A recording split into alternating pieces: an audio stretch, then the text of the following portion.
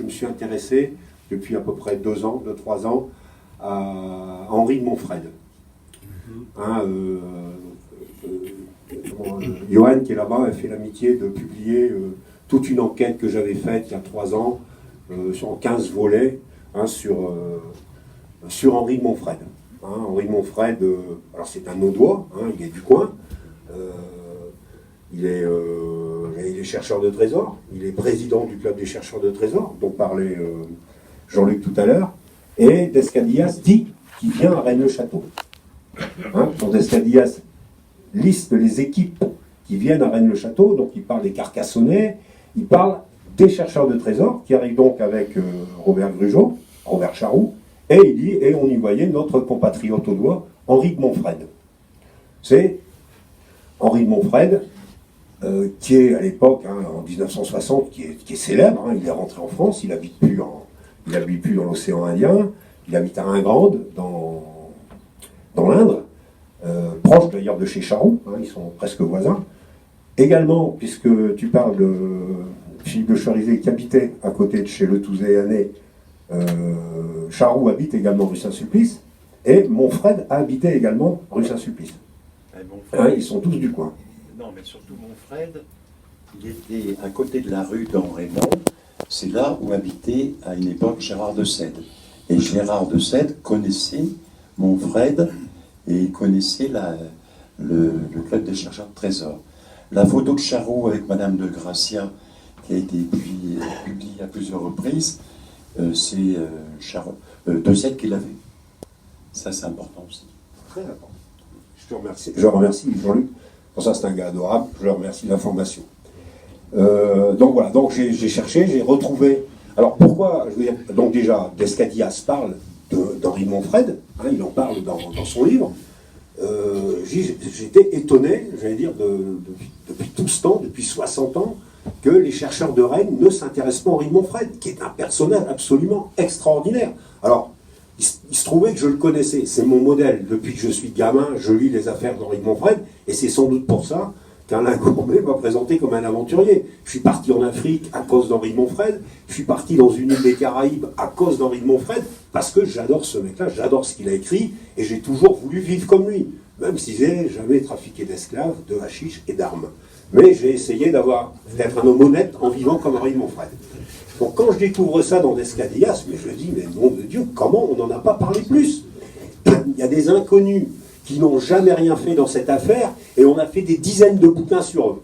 Puis Henri de Montfred, il est là, et on n'en parle pas. Donc je me suis mis à chercher un peu ce que Henri de Montfred, hormis le fait d'être président d'honneur du club des chercheurs de trésors, aurait pu faire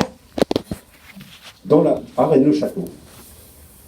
Cette histoire, je vais la raconter d'une manière précise dans le tome 2, mais je vais vous donner des éléments d'information pour vous donner envie de lire le tome 2. En fait, à mon avis, et j'ai de bons éléments pour le croire, à mon avis, c'est Henri de Montfred qui amène Ernest Cros dans cette affaire. Ernest Cros, l'auteur du rapport Cros, qui habitait à Ginol, à côté d'ici, est un ami, l'ami intime, le meilleur ami du père d'Henri de Montfred.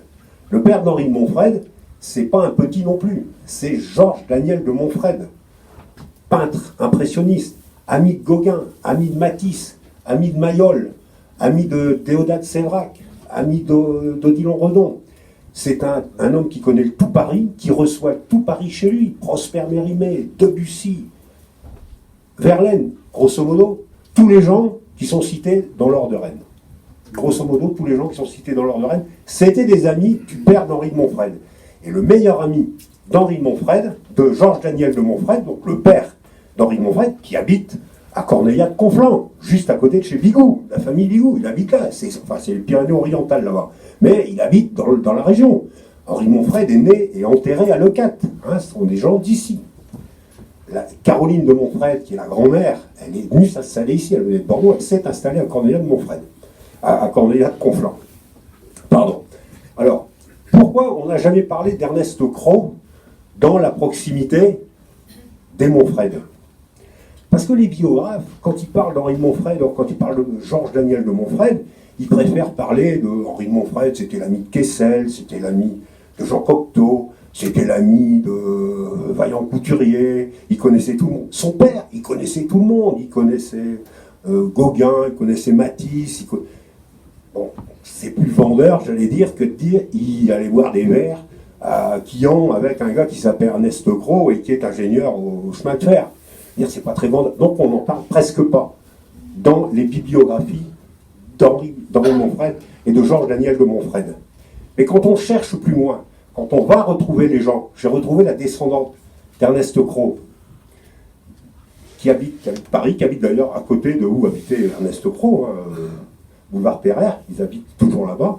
Je l'ai retrouvée, elle dit, moi j'ai vu mon grand-père, mon arrière-grand-père, je l'ai connu. Il est mort en 46, moi je suis né en 40, je l'ai fréquenté. Et surtout, j'ai bien connu ma tante, qui elle a vécu toute sa vie avec Ernest Gros. Donc on a eu des éléments. Et on a eu des éléments sur Ernest Gros et sur ses relations avec la famille Montfred. Voilà.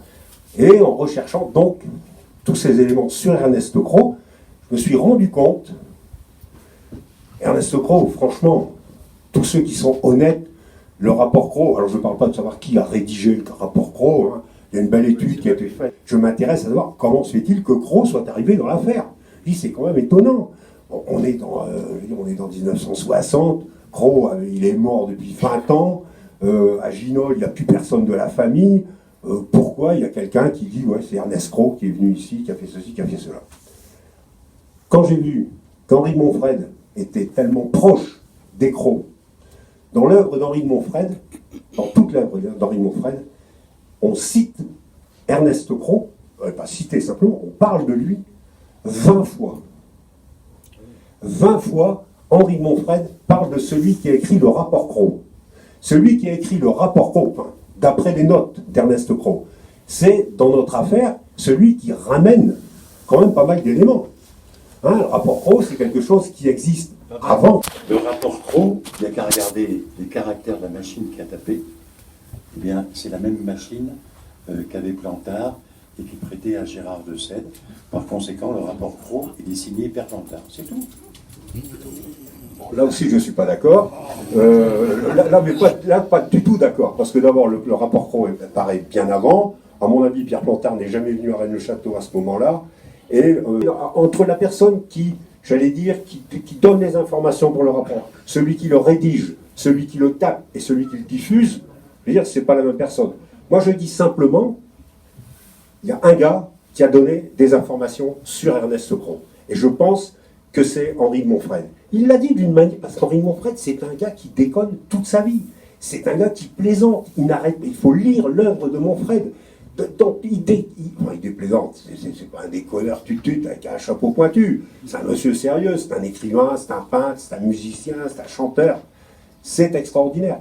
Et donc, cet homme extraordinaire, fils d'un homme extraordinaire, qui fasse partie de l'affaire de Rennes-le-Château, je pense que c'est extraordinaire aussi.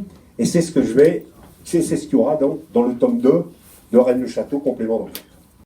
Si Henri de Montfred a écrit Le Serpent Rouge, notamment, ça ne veut pas dire que ce soit l'auteur du document apocryphe Le Serpent Rouge. Ensuite, que Montfred connaît un tas de personnes, évidemment, même Gérard de Sède le connaissait, ça on est d'accord. Mais pour l'histoire du rapport Gros, il a été tapé sur une machine où il y a une faute particulière. C'est la machine de Sède passée à Plantard, et c'est Plantard qui l'a tapé. Par conséquent, pour moi, le rapport Gros, et notamment par rapport à son contenu et les fausses informations qu'il diffuse, qui vont dans l'angle de la pensée de Plantard, pour moi, le rapport Gros, il est de Plantard. Ça me paraît une évidence. On n'est pas là, mais c'est pas Pierre Plantard qui savait que Christine Lassave, en 1895, avait hérité de l'hôtel des Thermes à Ginol. Plantard s'en fout de ça. Il y a quelqu'un qui lui a donné l'information. Et c'est là où je pense qu'Henri de Montfred est intervenu. C'est pas pour la rédaction, c'est pas pour les fausses pierres, c'est pas pour ça. C'est simplement le personnage d'Ernest Cros, qui est un monsieur falot, qui est un monsieur qu'on ne connaît pas, personne n'a jamais entendu parler de lui, pourquoi se retrouve-t-il dans cette affaire? C'est d'ailleurs une grande question dans sa famille, alors encore à l'heure actuelle. Hein. Parce qu'il s'appelle Cros, justement. Cross. Ouais, voilà. Ça, c'est aussi simple. Et dans la région d'Amont-la-Pieuse, vous avez une famille Cross, c'est un nom comme Dupont, etc. Et ça, c'est bien signé, c'est l'optique de Plantard. Je me présente, hein, je suis journaliste depuis 50 ans, j'écris une vingtaine de livres. J'ai commencé très tôt ici parce que mon rédacteur en chef, Claude Jacquemart, m'avait demandé de faire un numéro spécial sur les archives du Progrès de Sion, qui ont d'ailleurs inspiré pas mal de gens sur le sujet depuis. J'ai travaillé avec Gérard de Sède et nous avons fait un livre ensemble, mais ce livre n'est jamais sorti parce que nous n'étions pas d'accord sur les deux thèses différentes. Alors, moi, ce qui me semble le plus important dans l'histoire, c'est de bien situer les trois personnages, les quatre personnages. C'est-à-dire la Bessonnière, d'une part,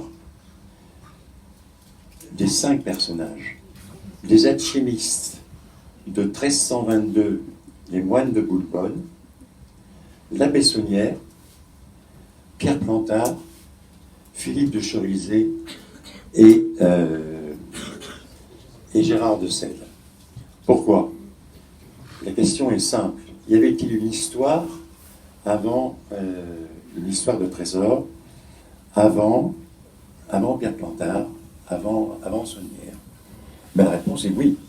Il y avait ce fameux texte donné par Jean-Marie Vidal, prêtre de son état, où les moines alchimistes de Boulbonne, en 1322, décident de faire de la magie. Alors c'est étonnant comme texte, c'est un texte en latin que vous trouvez facilement, hein, les moines alchimistes de Boulbonne, vous l'avez en PDF sur Internet.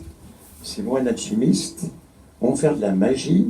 D'abord, ils sont alchimistes et ils vont faire de la magie avec des poupées en cire pour trouver un trésor proche d'une colline de Limoux. Alors là, ça veut dire quand même beaucoup de choses. C'est-à-dire que ce sont des alchimistes, donc ils travaillent à la fois sur le plan spirituel, ils font des invocations, des évocations, et ils sont aussi au fourneau, c'est-à-dire à la tanor. Et ils font de la magie. La magie, c'est logique. Et ils travaillent sous ce qu'on appelle un néon guide. Mais ils vont faire tout ça pour aller chercher un trésor. On voit bien que déjà, le mot trésor, chez Raymond Cyr, les autres noms, je ne me souviens plus exactement, les quatre moines sont de travailler l'alchimie. Ça, c'est passionnant. Deuxième chose, on dit une colline proche de Limoux. On ne dit pas Rennes-le-Château. On dit une colline proche de Limoux, 1322. Ça veut dire que la ville de Reda, à l'époque, était à côté de Limoux. C'était l'une des 7 collines de Limoux. Je vous signale qu'à Limoux, il y a 7 collines, comme à Rome, entre parenthèses. Et quand il y avait un rapport de la bibliothèque Mazarine qui disait que la ville de Reda, à l'article Limoux, que la ville de Reda était à Limoux, sur l'une des collines de Limoux. Et il y avait un petit dessin d'un peintre qui s'appelait Armand Roux, qui montrait le clocher de l'église de Limoux dans l'angle, ce qui fait qu'on pouvait retrouver exactement l'endroit. Et dans la définition, on disait dessin du clocher de la ville de Limoux, pris de la pointe de Redae. Vous l'avez à la bibliothèque Mazarine. Je l'ai publié, bien sûr, il y a plus de 30 ans ou 40 ans, et à plusieurs reprises. Par conséquent, ça veut dire que la ville de Reda, elle n'était pas reine de château. Alors ça, je m'excuse, mais c'est la conclusion de cette enquête. Et vous allez voir, en 2006, je suis allé voir, j'ai retrouvé l'emplacement exact, je suis allé voir la conseillère culturelle de Limoux.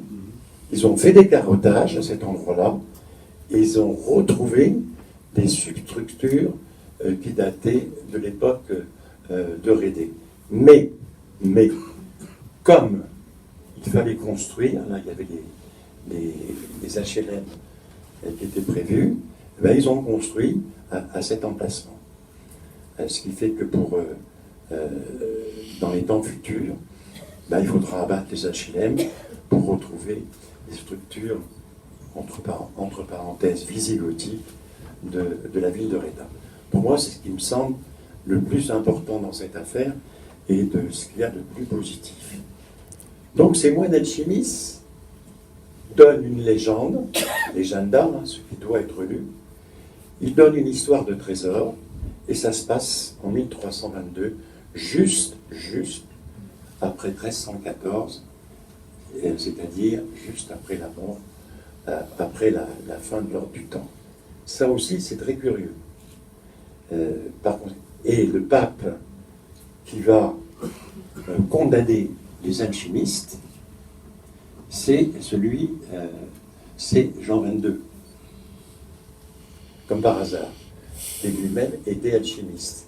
Alors là, il y a à creuser, il y a à chercher, naturellement, je l'ai fait, et ce qui explique aussi que dans la région, toute la région de l'Aude, vous avez des alchimistes comme Cambriel, à Saint-Paul-de-Fenouillet, vous avez Pierre-Jean Fabre à Castelnaudary, vous avez les mines d'antimoine à Palérac, vous avez l'histoire du monopole de l'antimoine par Chaptal, grand alchimiste et chimiste de son état, à Palérac, ce qui fait que l'Aude est vraiment le département des alchimistes à travers les siècles. Ça, c'est important. Donc, 1322. Ensuite, vous avez l'histoire de la Révolution. Alors, l'histoire de la Révolution, les prêtres sont condamnés, soit ils émigrent, soit ils sont mis en prison, soit ils prêtent serment, etc. Par conséquent, évidemment, les biens d'église doivent être planqués, il faut bien le dire, doivent être cachés. Il y a eu un certain nombre d'histoires de trésors qui datent de la Révolution, qui ont été d'ailleurs par la suite retrouvés, ou dont on a eu trace. Alors là, vous avez eu l'abbé Bigoud. On parle de l'histoire du château. Et l'abbé Bigoud, vous savez qu'il a fait un circuit qui était assez bizarre entre l'Espagne, et finalement on a retrouvé un acte de décès du côté du vieux cimetière de Gaudio, où il est probablement enterré d'ailleurs. Donc avec l'abbé Bigoud, on rentre de plein pied avec l'histoire de la Bessonnière. Bon. Alors la Bessonnière, c'est simple, il y a beaucoup de controverses sur la description de ce prêtre, qui, ma foi, était sûrement un très bon prêtre, un tas de témoignages l'affirment, et non pas un prêtre qui crachait sur la croix ou qui planquait le corps du Christ ou celui de Marie-Madeleine. Non, c'était un prêtre assez classique et qui exerçait très bien sa fonction, qui ressort d'à peu près tous les documents. Mais la Bessonnière était un personnage extraordinaire, en ce sens que c'était un personnage moderne. Avant la lettre, il pratiquait le crédit à grande échelle et il remboursait les prêts de temps en temps. Et cela étant dit, il avait trouvé quelque chose qui est inconcevable aujourd'hui, c'était de faire un appel au don, et un appel au don par le système des congrégations qui, évidemment, n'existe plus. Et grâce à cet appel au don, il a reçu, tout le monde le sait, des milliers de mandats qui de petits sont devenus grands. Et il a pu se lancer dans des constructions qui ne sont pas si astronomiques que ça. Et aujourd'hui, si on devait faire état du coût global de ces constructions ou de ces restaurations, on n'arriverait pas aux chiffres qui ont été annoncés par tel ou par tel auteur, par tel ou tel premier auteur. La Bessonnière était donc un homme moderne. On le sait, il y a des emprunts qui n'ont pas été remboursés. Et puis surtout, personne ne veut jamais se mettre dans la tête une chose, c'est qu'entre 1904 et entre 1905, il fait 2 emprunts au crédit foncier, il n'a plus d'argent. Il n'a plus d'argent. Les bordereaux de ces emprunts ont été publiés. Par conséquent, le trésor de la Bessonnière, c'était plutôt dans ses... il n'a pas fait des actes de simonie, contrairement à ce qui a été dit. Il a fait ce qui se pratiquait à l'époque. Il a restauré son église. Il s'est fait construire la villa Betania, mais moi j'ai bouché dedans. La villa Betania, je peux vous dire que c'est pas une maison splendide avec tout le confort, ni quoi que ce soit. C'est plutôt, elle est assez affreuse. Tout ça, c'est du style suspicien. La tour Magdala, tout le monde en fait ses choux gras, mais la tour Magdala, ça pourrait être dans une bande dessinée de Walt Disney. Aujourd'hui, là aussi, c'est pas de très bon goût. Le belvédère du goût, eh bien, le belvédère du goût, on pourrait imaginer des animaux domestiques dans le belvédère du goût, et pas de quoi fouetter un chat. Et surtout, ceux qui ont construit, c'est-à-dire par exemple le maçon Babou, il y a les factures. Il y a les factures. Et le père de Marie Desnarnaud, qui a fait tout ce qui était de l'ordre des fenêtres, de la ferronnerie, etc., c'était le père de sa bonne. Et par conséquent, il ne devait pas faire des factures astronomiques. Là aussi, il y a des comptes. Donc, que la Bessonnière ait trouvé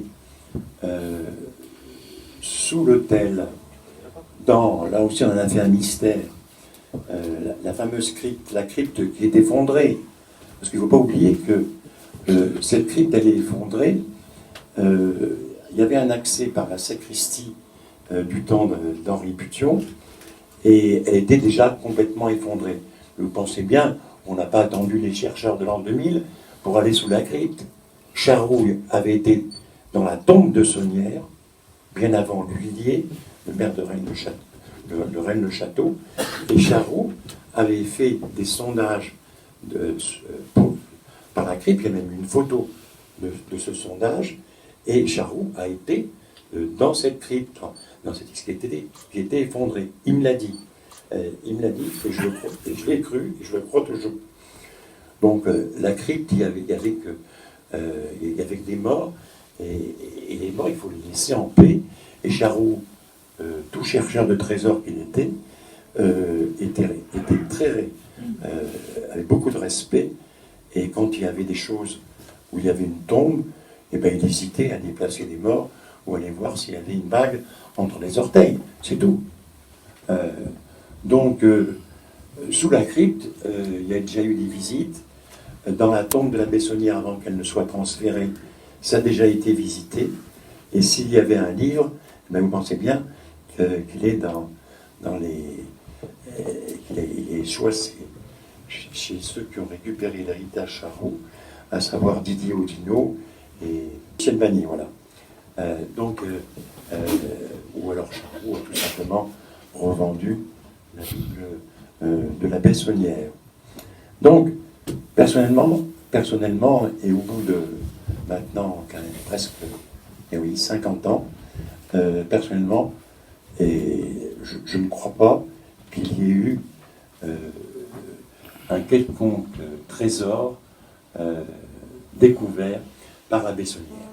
Alors, pour ce faire, il y a un journaliste de l'FR3 que j'ai bien connu, qui s'appelait Pierre-Jean Lesmarie, qui a écrit Mythologie pyrénéenne, Et il démontre que l'histoire de la Bessonnière, dans les départements de l'Aude, et à peu près à la même époque, ben on aurait pu écrire 10 histoires fondées sur les mêmes thèmes, avec un berger, fils du diable, qui égare des brebis, qui rentre dans une grotte et qui trouve un trésor, avec un abbé qui est un peu bizarre, etc. Et ça, c'est de Sède. Hein. De Sède rajouter des trucs. Personne n'a jamais démontré que la Bessonnière avait couché avec Marie des Narneaux.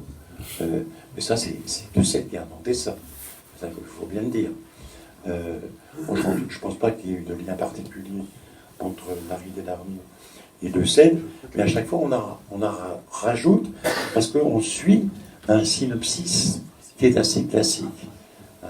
Donc il faut... Et comme on est comme on est dans le sud, eh ben, dans le sud, on bouffe du curé par définition.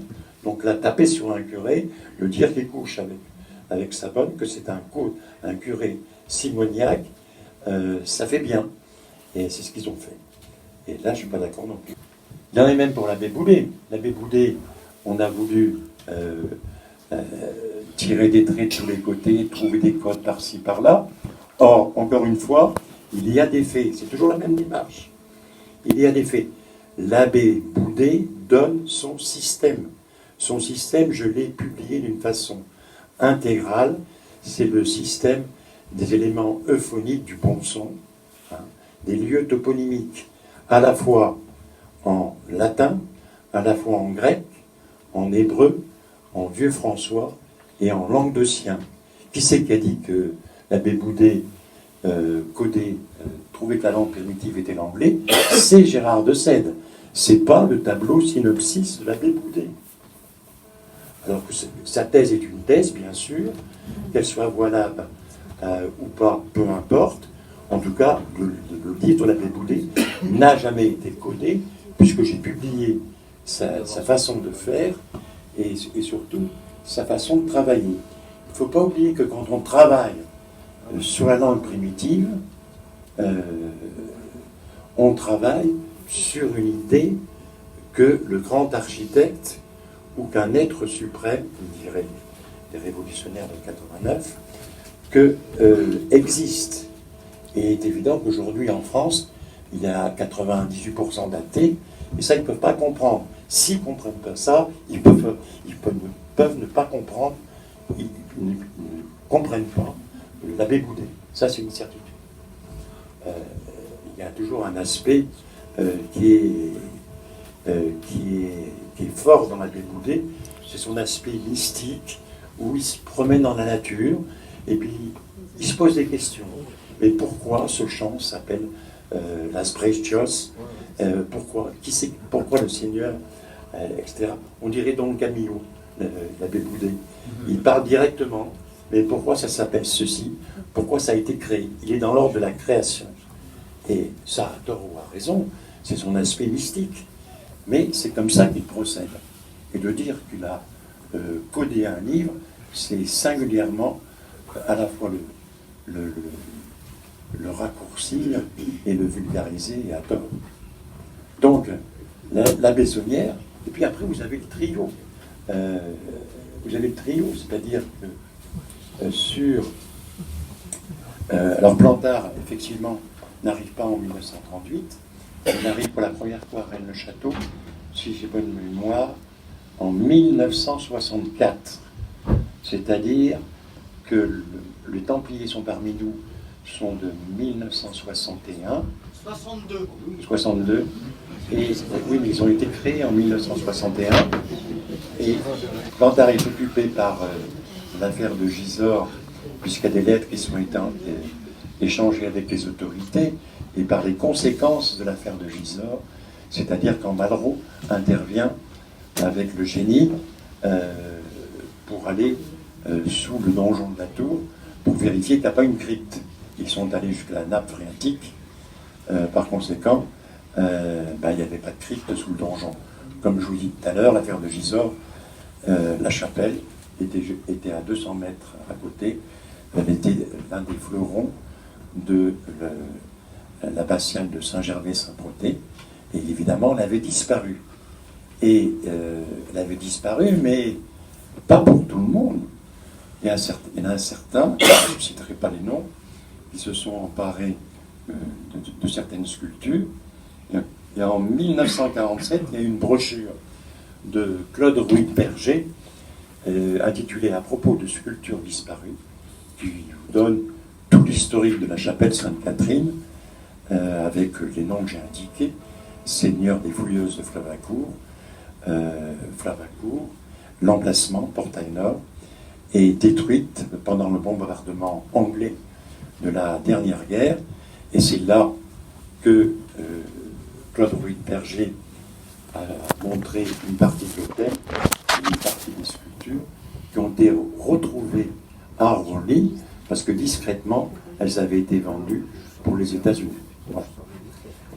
Donc, 3 personnages. Alors, vous avez ce personnage, Plantard. Plantard est un homme, il a fait tous les métiers. La première enquête périphérique sur Plantard, il avait habité rue Victor Hugo, on a interrogé les concierges, et les concierges vous disaient, mais il ramasse des boulons, il dévisse des panneaux de télévision, il fait de la culture, il vit seul, il est assez bizarre, etc. Donc il a fait tous les métiers, Plantard, à peu près tous les métiers. Il a eu comme spécificité, c'est quand même, il a été bedeau, c'est-à-dire sacristain, à la paroisse Saint-Louis-d'Antin, et à partir de là, toutes ces références qu'il a données avec Monseigneur Lefebvre, avec l'abbé de Nantes, dans les documents apocryphes, viennent de là. Et d'autre part, il avait un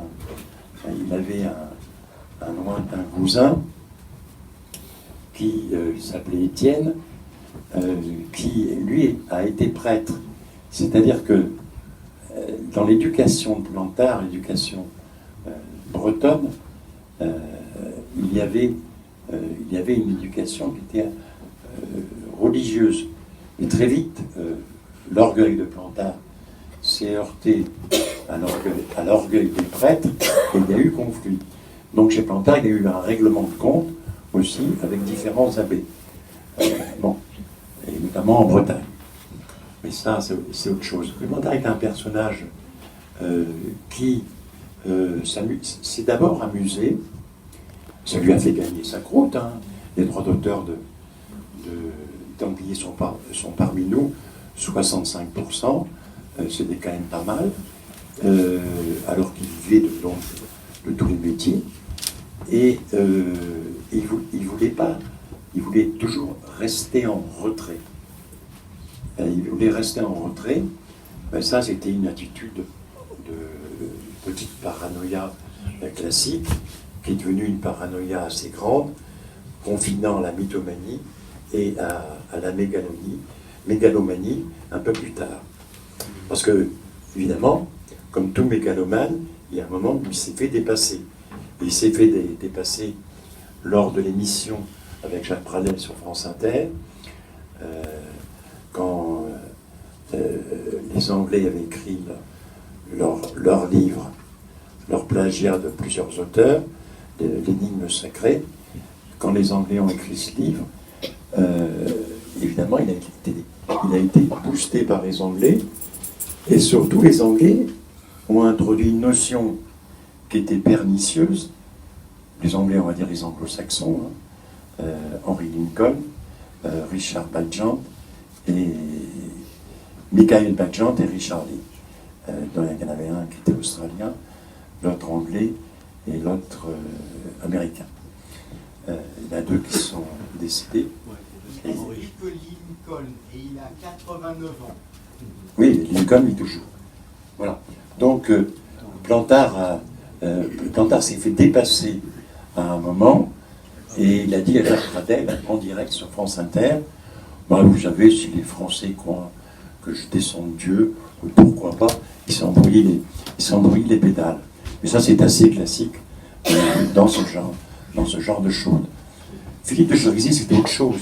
Philippe de Chorizier, c'était un érudit, un chercheur, quelqu'un qui donc avait été mis hors jeu dans sa famille, comme parce qu'il était acteur et ses parents ne pouvaient pas tolérer que dans la famille de Cherisy il y ait un acteur, et qu'elle allait mener sa bosse tout seul de Liège à Paris en faisant différents métiers de comédien. Quant à Gérard de Sède, il était marxiste-léniniste et c'était un matérialiste pur. Quand il a commencé les histoires de Gisors et de Rennes-le-Château, il venait se faire virer de l'AFP, il était sous psychanalyse, sa femme, qui était journaliste à l'AFP, l'appelait Nounours. Là, vous avez à peu près le trait principal de Gérard de Sède, précis, méticuleux, mais de temps en temps naïf. C'est-à-dire qu'il aimait les belles histoires.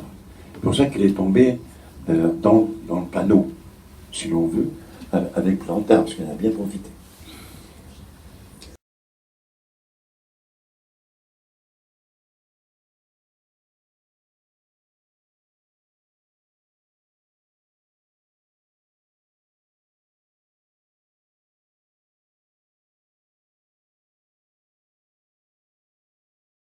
Casanova, alors je te laisse poser une question brève.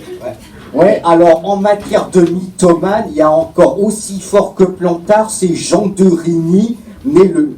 Alors lui, il a raconté une invraisemblable histoire comme quoi que Philippe de Lyon, mort en 1905, lui serait apparu début des années 70 pour lui dire d'aller au domaine de la Salse. C'est une bonne question, mais c'est pas vraiment dans le sujet d'aujourd'hui. Alors, je vais quand même laisser nos interlocuteurs s'ils veulent amener une précision. Non mais la question c'est quoi là C'est pas une question, hein, Non mais Jean de Rigny est arrivé. Jean de Rigny est un personnage très sympathique. Il est arrivé en bus avec ses filles qui, ma foi, étaient fort jolies. Et il s'est installé. C'était le père. Comment on dit aujourd'hui c'était un père exemplaire. Et bon, après qu'il ait dérapé sur certaines visions de soucoupe volante ou d'extraterrestres, peu importe. C'était un humain avant tout, c'était quelqu'un de très bien. Quand Jimmy Gueux, auteur de science-fiction, je rappelle, quand Jimmy Gueux est arrivé, de Rigny lui a montré les bruits des cataractes qui existaient du côté de la Salse. Et Jimmy Gueux a dit, ah ben là, il y a une usine sous terre. Et une usine de quoi? Une usine extraterrestre. Mais Jimmy Gueux était romancier, hein, alors attention. Donc il a le droit d'avoir eu cette imagination. Et de Rigny a joué le jeu, il en a rajouté un peu. Finalement, celui qui n'a pas été très honnête dans cette histoire d'extraterrestre sous la Salse, c'est Thibault. Thibault qui se présentait comme officier de l'armée française, du renseignement. Il n'a pas été. Il a accordé une interview télévisée où il a presque fait croire qu'il y avait une base extraterrestre sous la Salse. C'est lui qui n'a pas été très correct. Il n'avait qu'à dire que c'était du pipeau, c'est tout. Il n'avait qu'à dire. Une précision, puisque Jean-Luc, dans son exposé, nous a donné une information intéressante, c'est l'arrivée de Pierre Plantard à Rennes-le-Château en 1964. Donc bien après la publication du rapport Cros, hein, dont on parle la première fois lors de l'émission de M. Arnaud et de Robert Charroux, qui est passé à la radio française dans le club des chercheurs de trésors. Voilà, j'en donne. Oui, mais alors, ça se passait pas pour l'histoire, que pour le testament Cros. Ça se passait dans l'étude de Maître May, et elle était à Paris. J'y suis allé, monsieur. Parce que Plantard m'a dit, va dans l'étude de Maître May, M-A-Y, à Paris, notaire, et tu auras le dossier Cros, va faire un tour. Donc ça se passait pas sur place. Et Plantard, il a utilisé les informations qu'ils avaient, parce que Plantard, c'était toujours son truc, c'est-à-dire de faire parler les morts. Hein. Plantard, dans chaque apocryphe, fait parler quelqu'un qui est mort. Quand le trésor mérovingien d'Antoine l'Ermite, etc., c'était le texte de Robert Charroux. Charroux était mort. Si Charroux avait été mort, il serait tardé, ça je peux vous le dire. Donc, là c'est pareil. Plantard, c'est lui qui m'a donné l'information sur Maître May, dépositaire des archives de Monsieur Cross. Merci à nos interlocuteurs.